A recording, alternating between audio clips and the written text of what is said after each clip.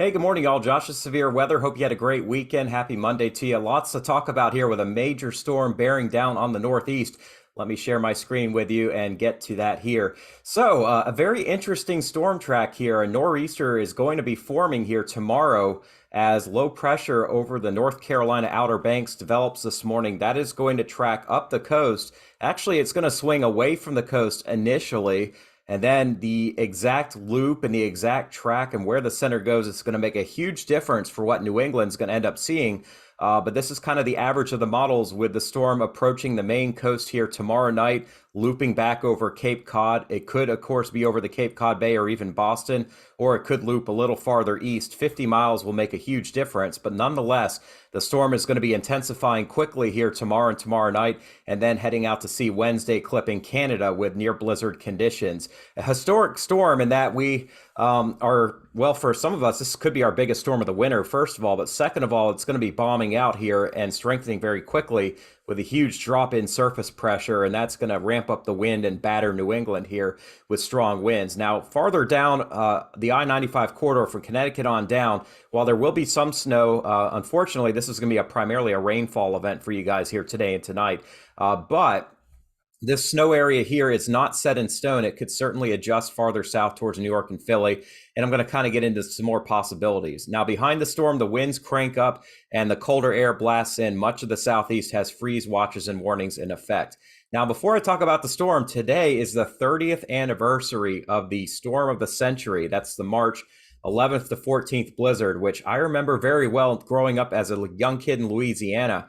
I think I was about almost 11 years old, or maybe 12 years old. I don't remember, but I was in middle school, and the day started with severe thunderstorm watches and warnings, and we were wearing shorts. And then the day ended with snow falling on the ground at night. And we just got the very beginning stages of what ended up being a major snow on the central Gulf Coast, a major tornado outbreak for Florida.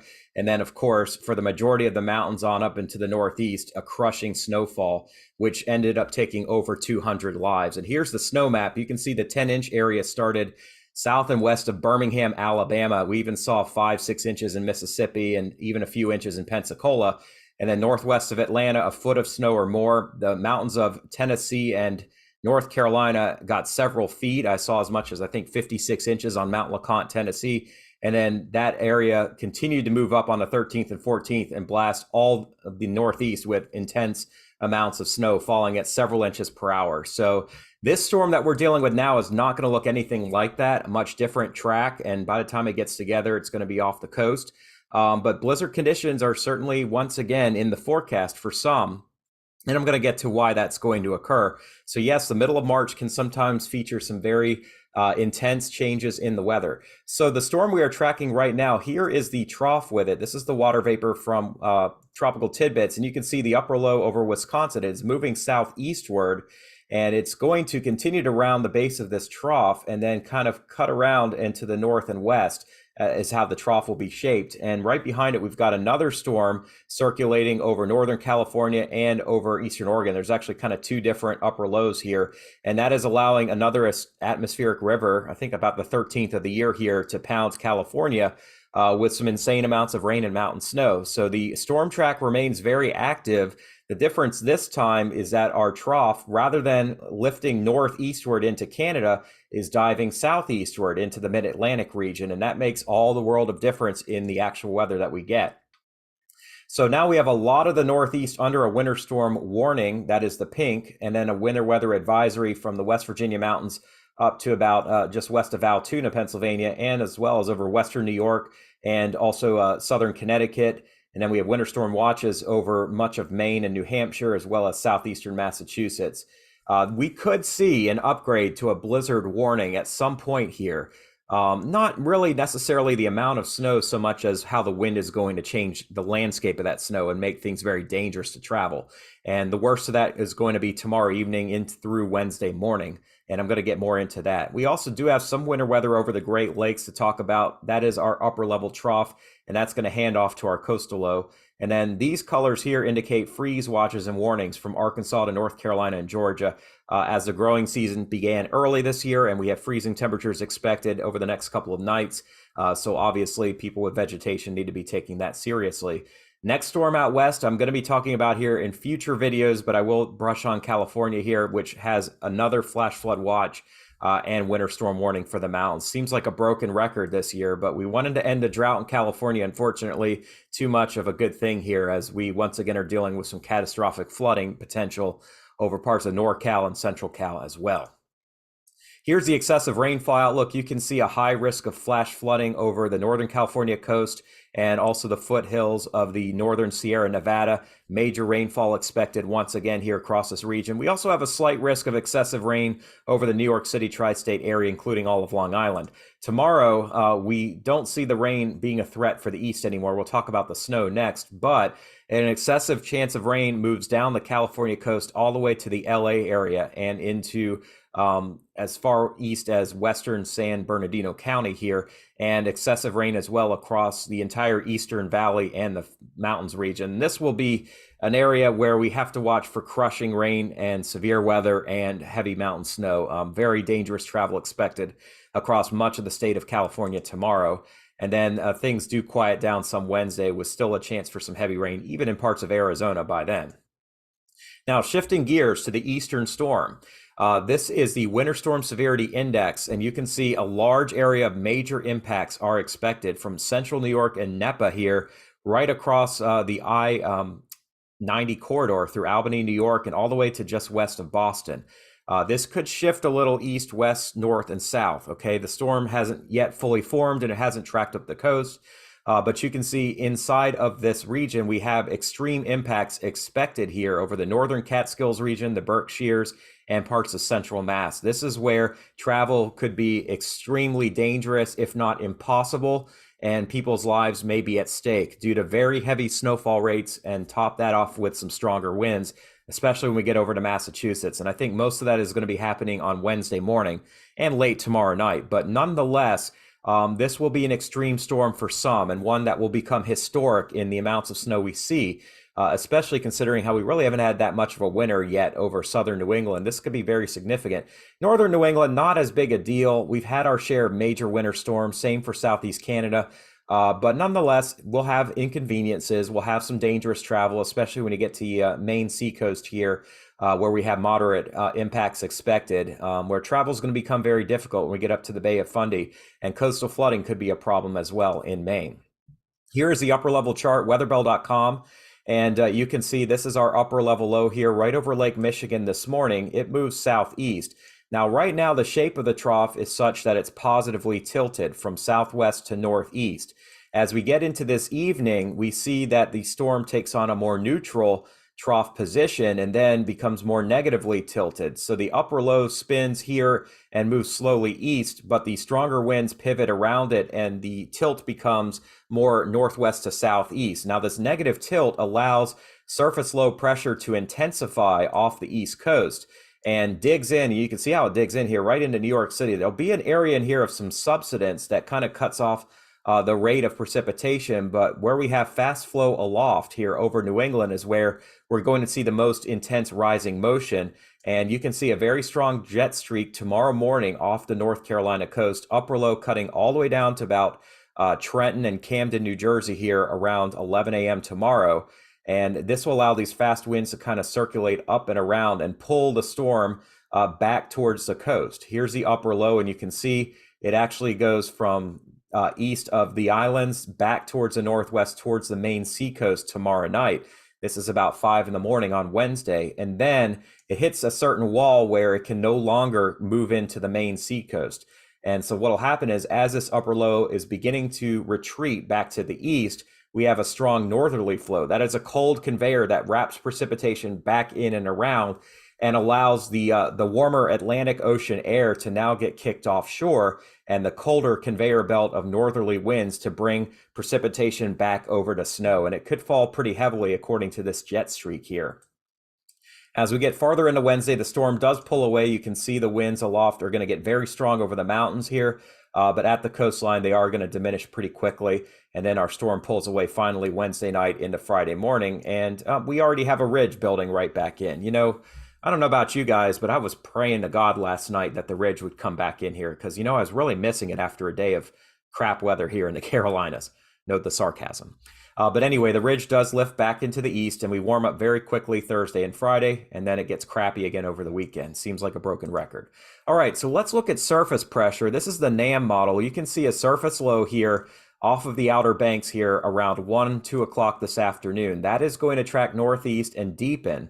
So we're looking at 1,005 millibar low. It's a little bit off the chart. That drops to 996, 995 this evening, and then continues to deepen as it moves this way. Now, the NAM yesterday had this low coming right on to eastern Long Island and crushing New York City. That is not showing up anymore, and I never really thought that would happen. But what's going on is you do have a bit of a weak surface low over Long Island, but that's not the main event. The main event is well off the coast. This is helping to produce rain tonight on New York City and Long Island, which I know we're getting fed up with, don't get me wrong. But this is the main event, and it still hasn't made landfall into New England yet. It's actually swinging out and then beginning to absorb this low as our upper low moves into New Jersey around lunchtime tomorrow. And this is going to take over and bomb out into the main low pressure system. This low here is going to get absorbed into our main surface feature here. So you can see there's kind of an inverted trough that extends westward from our surface low, which at this point will be 976. That's equivalent to a low-end Category 2 hurricane, by the way, and or a high-end Category 1 hurricane.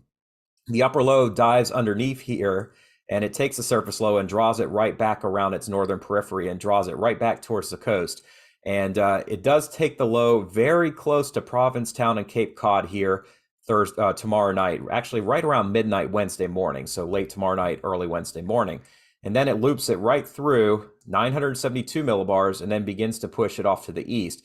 At this point, the surface low is right under the 500 millibar low, and the storm is what we call, it's basically called a stacked low, and it's occluded into the point where we no longer have a deepening storm system.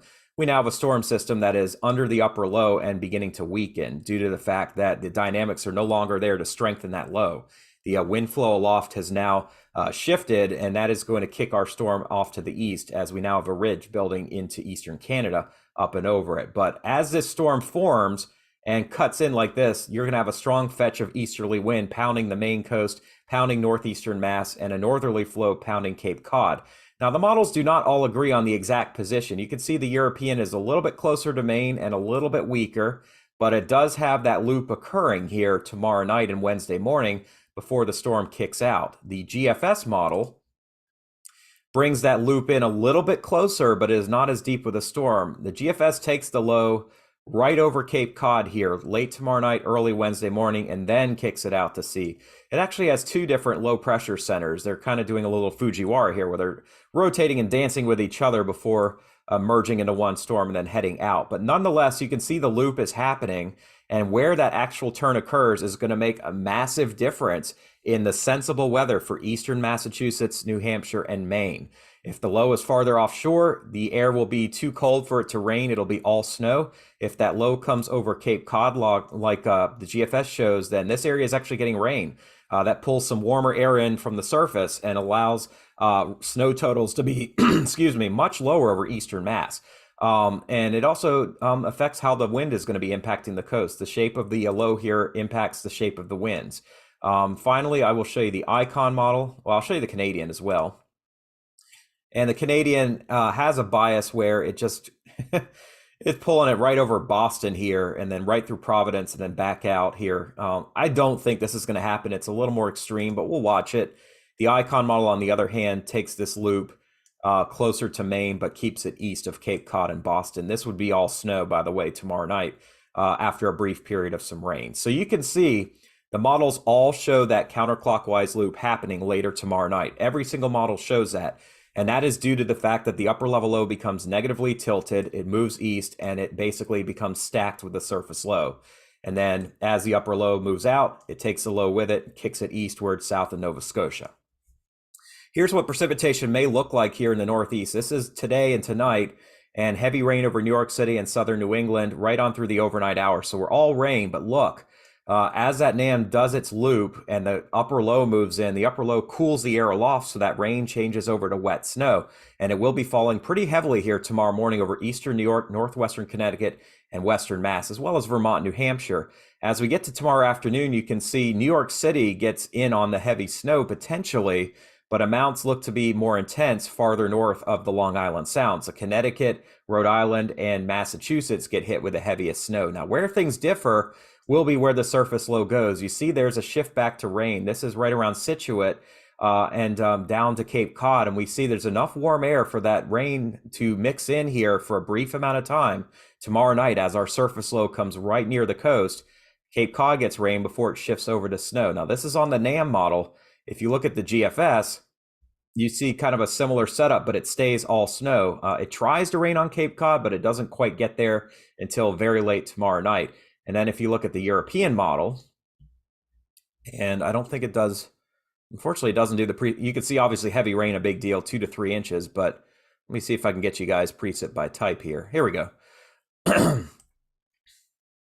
don't want to do total though. I just want to do, all right, you know what, forget it. Let's move on. Anyway, we'll get to totals in a minute, but the other thing I'm worried about is the wind.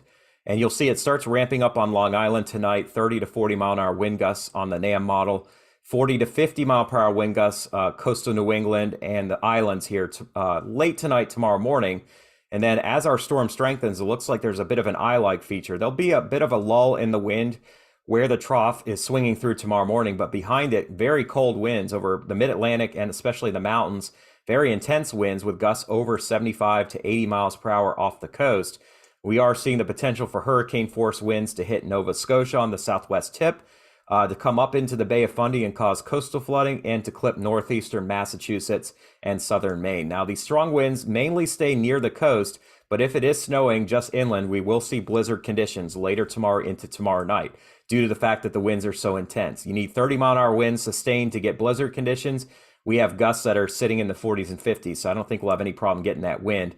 And it's going to be a biting cold on the backside here. 40 mile an hour wind gusts tomorrow night into Wednesday morning. Still pretty windy on Wednesday, and then things quiet down Wednesday night and especially on Thursday. It'll be a little breezy, but it's not going to be nearly as bad at that point.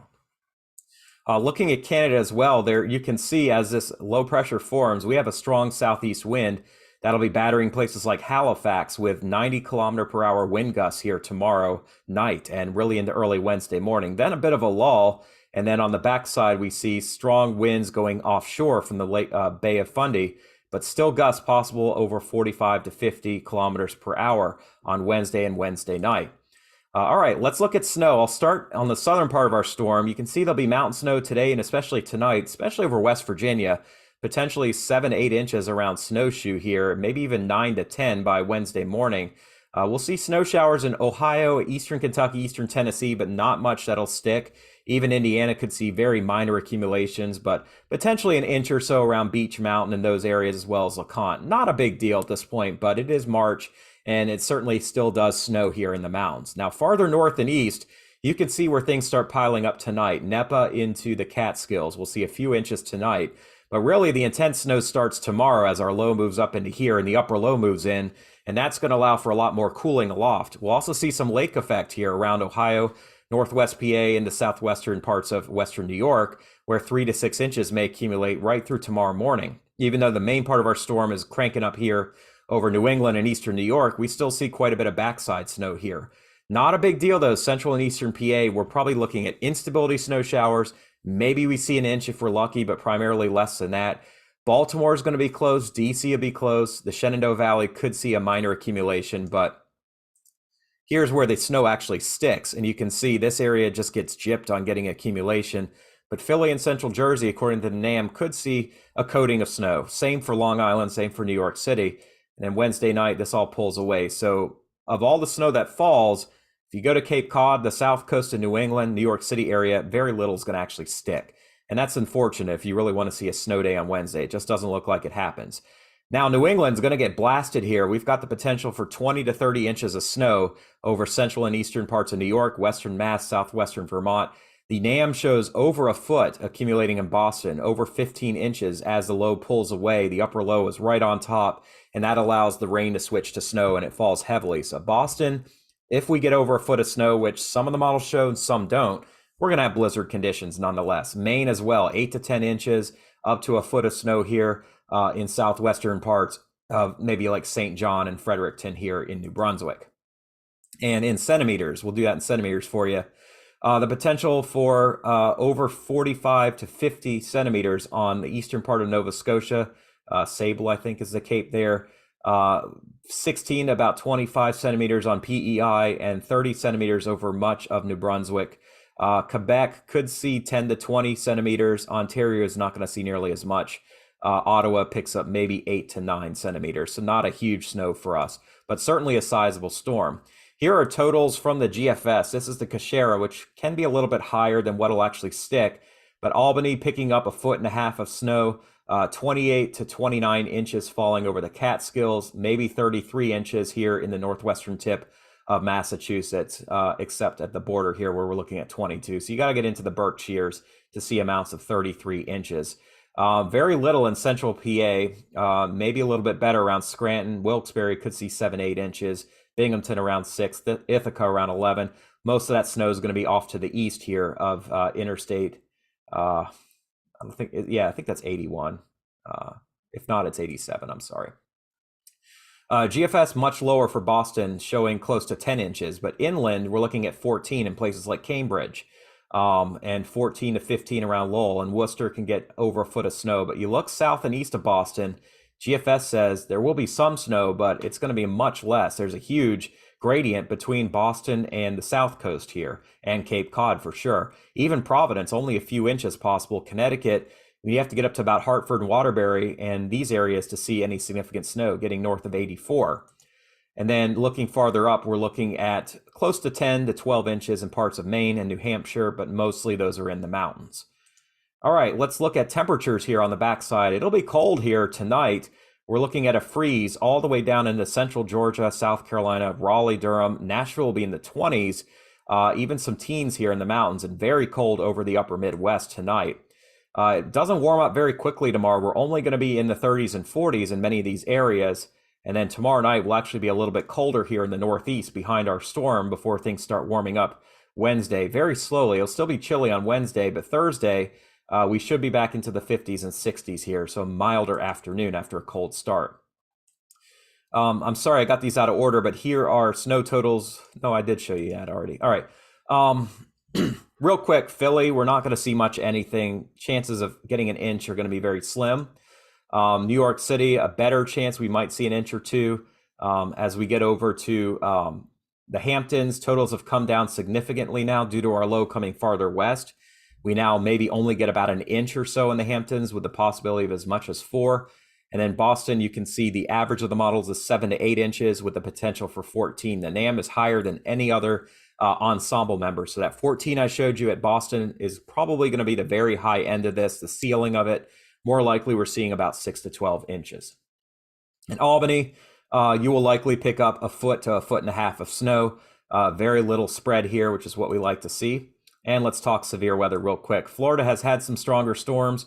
And as our front drops through I-4 here around 2 o'clock, 2 o'clock, we'll see the threat for more severe weather. Heavy rain over the Space Coast, over Tampa Bay.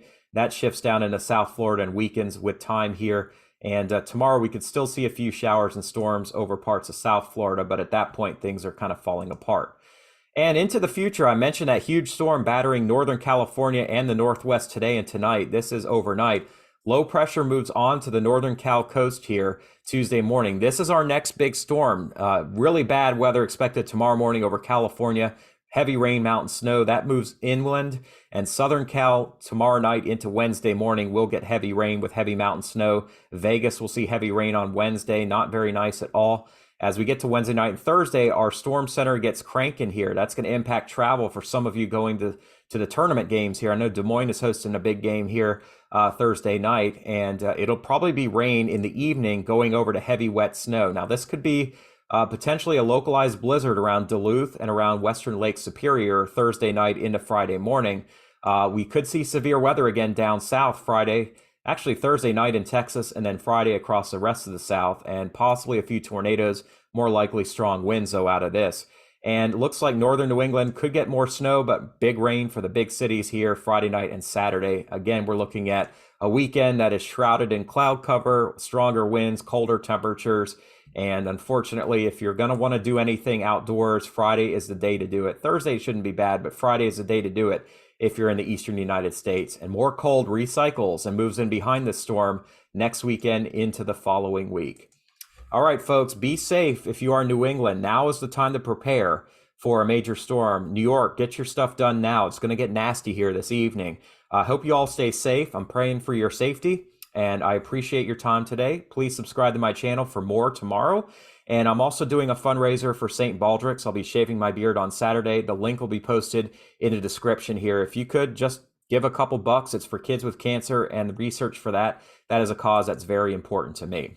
Thank you all so much for your time. I give all the glory to God who allows me to do this. Ephesians 6, 7, and 8, serve wholeheartedly as if you were serving the Lord, not people, because you know that the Lord will reward each one for whatever good they do, whether they are slave or free. As a Christian man, when I do these videos, I'm not going for my own personal accolades. This is for serving the Lord.